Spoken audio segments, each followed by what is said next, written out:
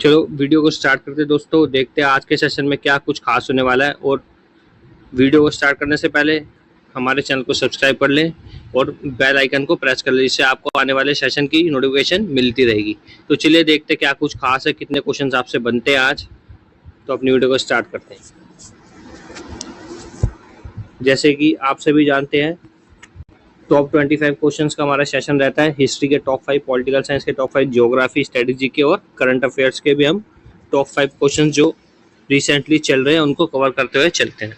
तो चलिए स्टार्ट करते हैं। सबसे पहला टॉपिक हमारा होने वाला कौन सा? हिस्ट्री का। ठीक है, तो हिस्ट्री में देखते हैं क्या कुछ क्वेश्चन है आज। जैसे कि पहले ही क्वेश्चन है, द्वितीय विश्व युद्ध के कोड ब्रेकर का चयन बैंक ऑफ इंग्लैंड के द्वारा 50 यूरो के नोट पर मुद्रित करने के लिए किया गया।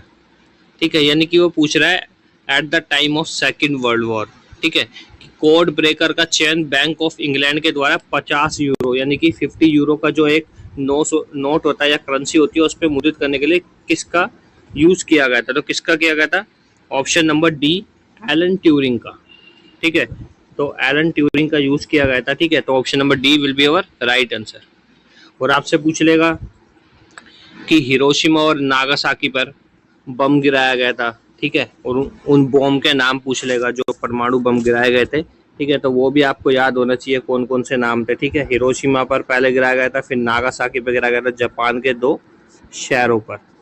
ठीक है, और नाम पूछता है, फर्स्ट वाले का नाम पूछता है लिटिल बॉय और फैट मैन। ठीक है, तो इस तरीके से आप याद रखें। चलिए आगे बढ़ते हैं। निम्नलिखित में से कौन सा स्तूप स्थल उत्तर प्रदेश राज्य में स्थित नहीं है? तो कौन सा नहीं है? चौक हांडी या दयालुता बोलते हैं हिंदी में। ठीक है, चौक हांडी, धमेक, बरहुत, रामपुर। तो कौन सा ऑप्शन राइट हो जाएगा आपका? Option number C, Bharhut. जो बरहुत जो है वो उत्तर प्रदेश राज्य में स्थित नहीं है। बैटल ऑफ कबला या करबला भी बोल सकते हैं आप, कंबाला भी बोल सकते हैं। ठीक है, तो कब लड़ा गया था? तो कब लड़ा गया था? ऑप्शन नंबर बी, 600 ईसी में। ठीक है, तो ऑप्शन नंबर बी हमारा राइट हो जाएगा। अकबर द्वारा लड़ा गया अंतिम युद्ध कौन सा? तो अकबर द्वारा लड़ा गया अंतिम युद्ध कौन सा था दोस्तों?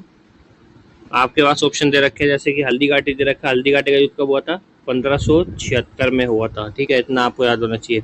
असीरगढ़ का युद्ध जो है वो अकबर द्वारा लड़ा गया सबसे लास्ट वॉर था। ठीक है, तो हमारा राइट आंसर कौन सा हो जाएगा? Option number B will be our right answer. पुराणों की कुल संख्या कितनी है? तो पुराणों की कुल संख्या कितनी है दोस्तों? 18। ठीक है, और आपसे पूछ लेगा सबसे पुराना पुराण कौन सा है? ठीक है, प्राचीन पुराण जिसे बोलते हैं वो कौन सा है? ठीक है, तो ये भी आपको याद होना चाहिए। सबसे पुराना पुराण कौन सा है? मत्स्य पुराण। ठीक है, तो ये भी आपको याद होना चाहिए। ठीक है, पुराना। ठीक है, आपसे पूछ लेगा कि वेदों की संख्या कितनी है? तो 4 है, आप सभी को पता ही है। लेकिन ये पूछता है कि ऋग्वेद का संबंध किससे है, सामवेद का संबंध किससे है, यजुर्वेद का किससे है और अथर्ववेद का किससे है। तो इस तरीके से आपको याद होना चाहिए सारा। तो ऋग्वेद का संबंध किससे है, सामवेद का किससे है, यजुर्वेद का किससे और अथर्ववेद का किससे है। सामवेद का मतलब किससे होता है? सामवेद का संबंध होता है जिसमें संगीत वगैरह के बारे में पूछा जाता है। ठीक है, और यजुर्वेद का संबंध किससे होता है? यज्ञ पुराण जिसमें, ठीक है, यज्ञ अनुष्ठान किया जाता है, देवता को प्रसन्न करने के लिए किया जाता है। ठीक है, और ऋग्वेद का संबंध किससे होता है? ठीक है, और अथर्ववेद का किससे होता है? अथर्ववेद का जारू टोना वगैरह से होता है। ऋग्वेद का आप बताएंगे किससे होता है। तो ऑप्शन नंबर ए हमारा राइट हो जाएगा। अब दूसरा टॉपिक आ गया दोस्तों, कौन सा? पॉलिटिकल साइंस का। ठीक है, अब देखते हैं पॉलिटिकल साइंस में कैसे क्वेश्चंस रहने वाले हैं। किस संविधान संशोधन अधिनियम द्वारा सहकारी समिति के निर्माण के अधिकार को मौलिक अधिकार बनाया गया था? तो किसके द्वारा बनाया गया था? आपके ऑप्शन 97 कॉन्स्टिट्यूशन अमेंडमेंट 2011 और 100वां संविधान संशोधन 2015, 102वां संविधान संशोधन 2018, 101वां संविधान संशोधन अधिनियम 2016। तो आपका कौन सा ऑप्शन राइट हो जाएगा? Option number D will be our right answer, यानी कि 101वां।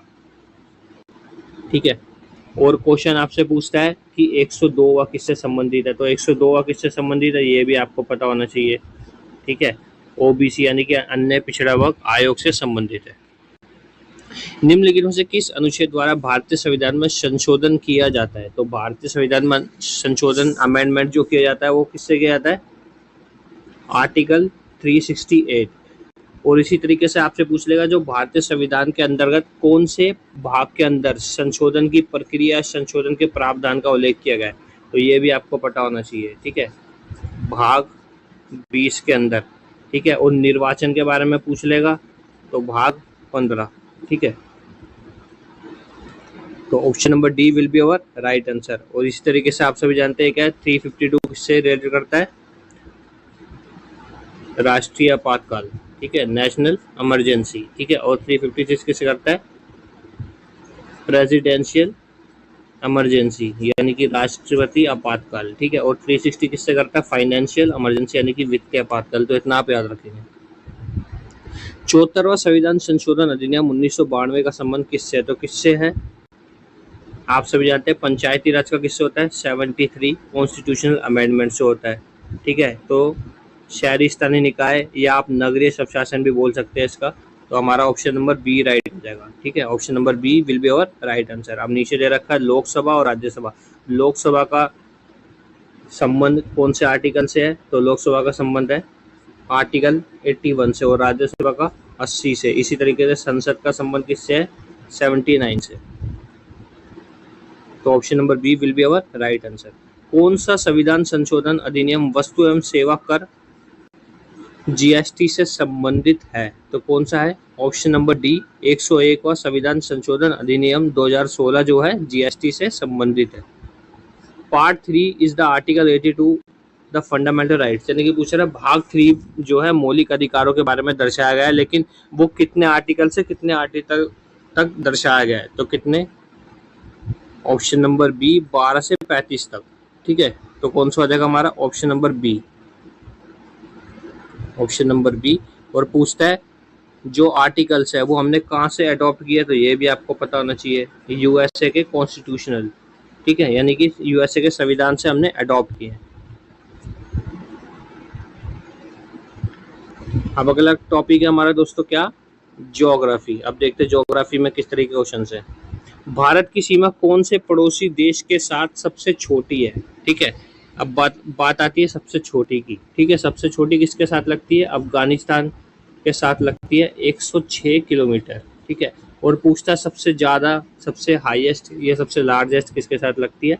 तो बांग्लादेश के साथ लगती है। कितनी? 4096.6 किलोमीटर या 7 किलोमीटर भी है, होता है कहीं कहीं। ठीक है, ऑप्शन के अकॉर्डिंग आप लगा सकते हैं, लेकिन राउंड फिगर यही है 4996.7 या 6 किलोमीटर। ठीक है, 7 ही मान लीजिए आप, 7 ही पूछता है वैसे ज़्यादा।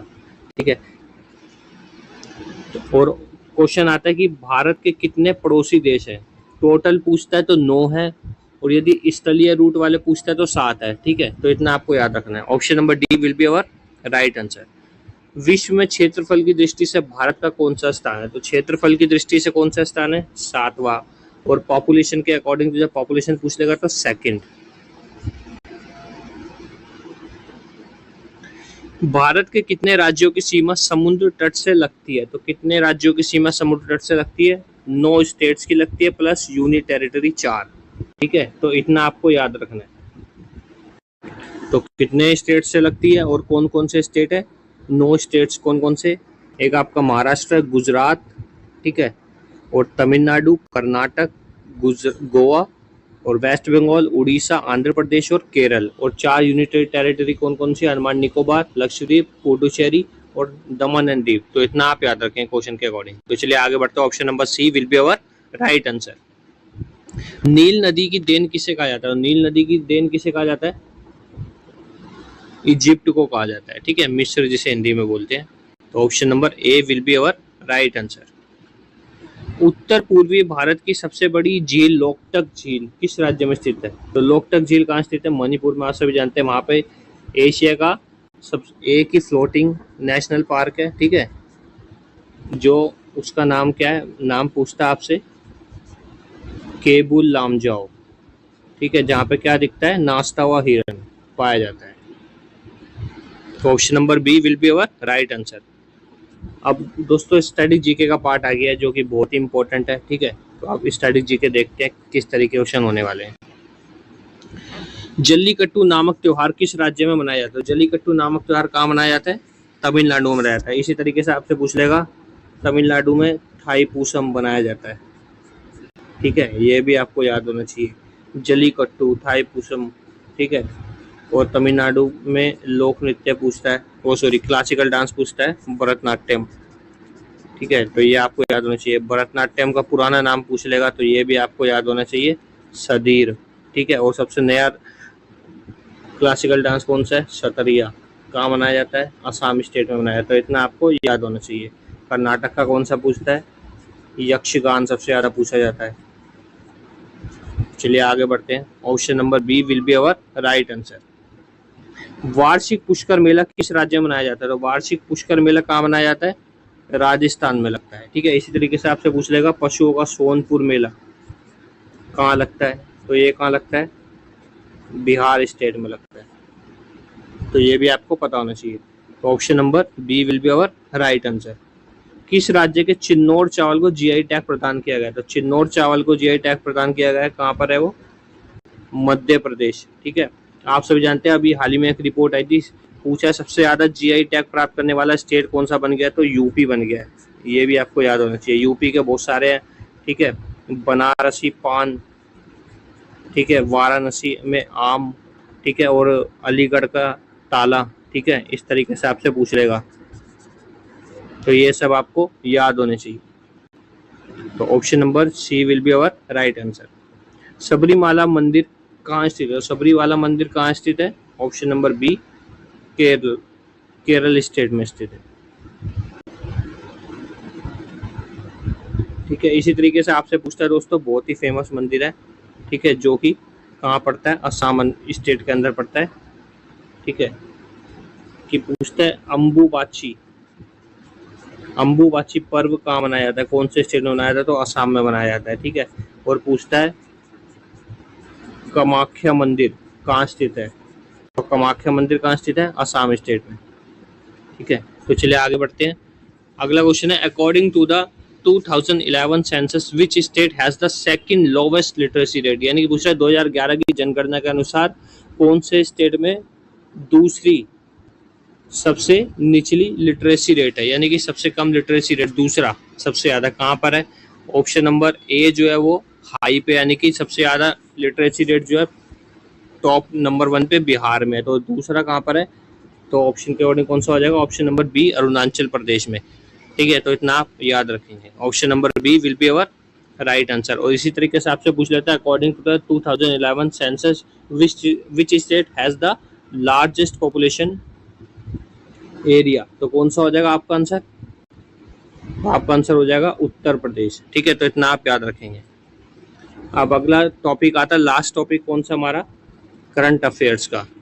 करंट अफेयर्स के बारे में देखते हैं कि कौन कौन सी स्कीम्स चल रही है या कौन कौन सा युद्ध अभ्यास चल रहा है, क्या क्या चल रहा है, ठीक है। चलिए देखते हैं। अभी हाल ही में असम राइफल्स का कौन सा स्थापना दिवस मनाया गया? तो असम राइफल्स का कौन सा बनाया गया है? 188वां दिवस मनाया गया। और कब बनाया जाता है? 24 मार्च को, ठीक है। अभी आपको बताना है कंफर्म करके इसकी स्थापना कब हुई थी, 1832 में हुई थी या 1835 में हुई थी? तो ये आपको कमेंट करके बताना है असम राइफल्स फाउंडेड कब हुआ था।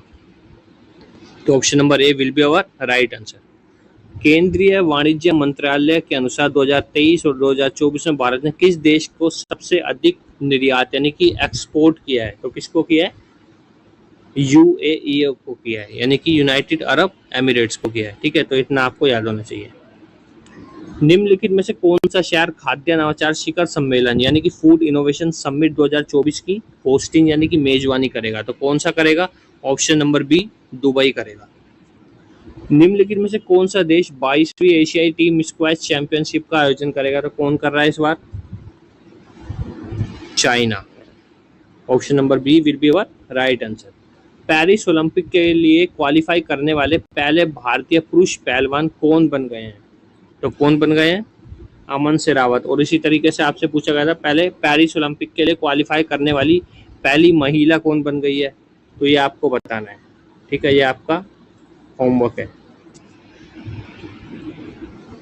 Option number D will be our right answer. तो इसी के साथ दोस्तों हमारा सेशन खत्म होता है। यदि आपको ऐसे सेशन और चाहिए तो प्लीज़ ज़्यादा से ज़्यादा सेशन को शेयर करें, देन लाइक करें और चैनल को सब्सक्राइब करना ना भूलें। Thanks for watching my video.